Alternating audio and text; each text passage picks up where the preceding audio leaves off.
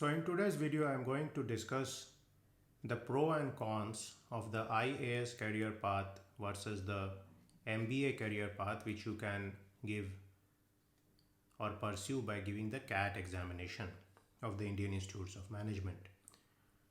Now, typically there are these career paths, and these are often pursued by people who are not happy in their particular discipline which they are studying in college. Now, this is often the case that people get a major which does not resonate with them. For example, I have seen in my own bachelor days that there were people who were studying civil and mining engineering disciplines, and these people did not really like the fields because these fields were very practical. They involved the study of different aspects of real systems, road building, sewage, mines, coal mining, and so on. And these people had come with a lot of expertise in physics, chemistry, mathematics, and they were rather bored by these disciplines. Similar situation can happen if the marks you get in high school force you to enter a discipline such as arts, commerce, or sciences, but you do not really have an interest in these subjects. So this is often the case that people get into the colleges and then they become fairly listless because the subject does not resonate with them. Now, in these cases, the person may not actually want to pursue this career for the rest of their life. So essentially, if a person likes commerce very much, then he or she can become a CA. Similarly, if a person likes science very much, they can become a scientist. And a person who likes art substantially can become a practitioner in the field, or can go for graduate studies, or can become a school teacher. But there are people who want to do something beyond that, and essentially these people have a calling for some kind of leadership role. So if you feel that you have a calling for a leadership role, that you want to pursue some kind of profession where you have a managerial role, where you are responsible for a lot of things, where you have the potential to rise to the top of the corporate or the government food chain, then the CAT and the civil service examinations are useful for you. Now, if this is the aim of your life, then I would say that it's not so important to focus on your studies in your college situation. You need to focus sufficiently such that you get a mixture of A or B grades, but you do not need to aspire for the A plus grade in these cases, which a graduate student type person may need to do. Now, suppose you have done that and you are going for these two disciplines, I would suggest that you choose the MBA path compared to the UPSC path. And the reason behind this is as follows. The UPSC is extremely competitive. So there are an enormous number of people who sit for this examination, and barely 1,000 people are selected.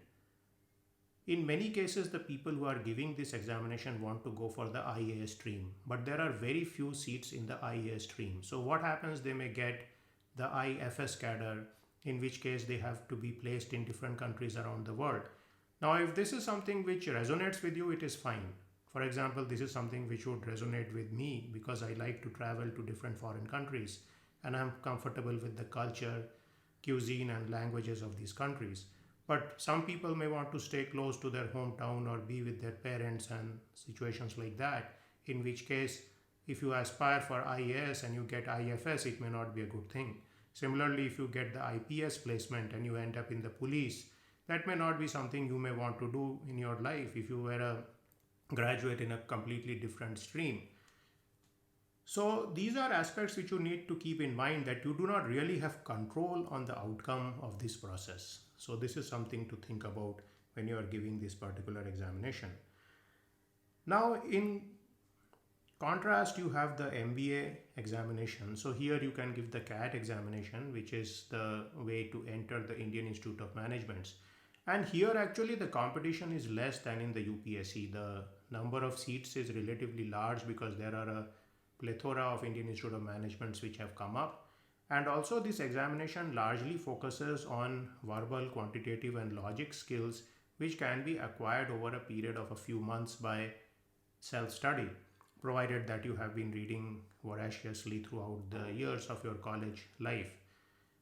And in this case, the advantage of getting this kind of MBA degree is that you are going to go to the private sector and you have a plethora of choices in terms of companies, firms, and so on. Now remember that the government of most countries is not growing. It's a static situation and people are being recruited only to replenish those who are retiring. Whereas the private sector is growing at a very high rate, and therefore there is a large need for people with MBA degree to lead these companies, startups, as well as the old firms into the modern realm of management. Also, some people get coddled by the sense of job security which you get in civil services, but job security can be a two-edged sword. The fact that you are secure in your job also means that you have no exit strategy in that particular situation. So once you are working for the government, you may be stuck in different roles and you may be transferred to different places and you have no exit strategy here. You have to go where the political classes tell you to go. Whereas if you are a manager type of person with an MBA, you have possibilities of going to different companies, you have possibilities of going to different countries and so on. So basically your growth is not limited by your degree or your situation.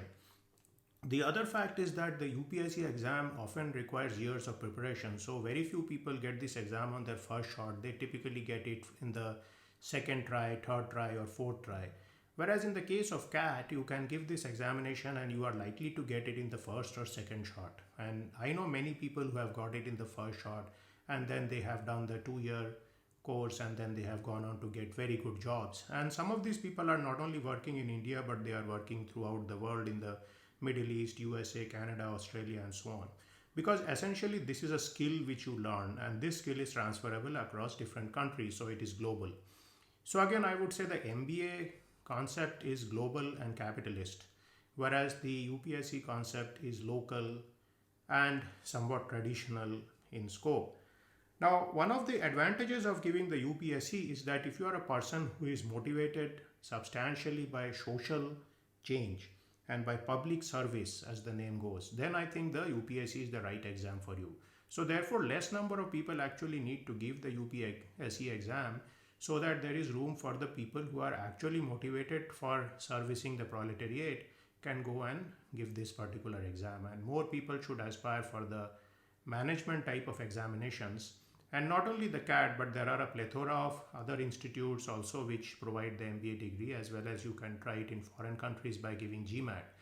And therefore, I would suggest that the people who are not happy with their bachelor degree discipline or major should go for the MBA stream and not necessarily waste years of their life in the civil service stream unless they are highly motivated to work in the civil services and help the people at large. So this was my take on the dilemma between selection for the IAS versus the CAT, and I hope you benefit from this video. Thank you very much for listening to me. I'll see you in my next video.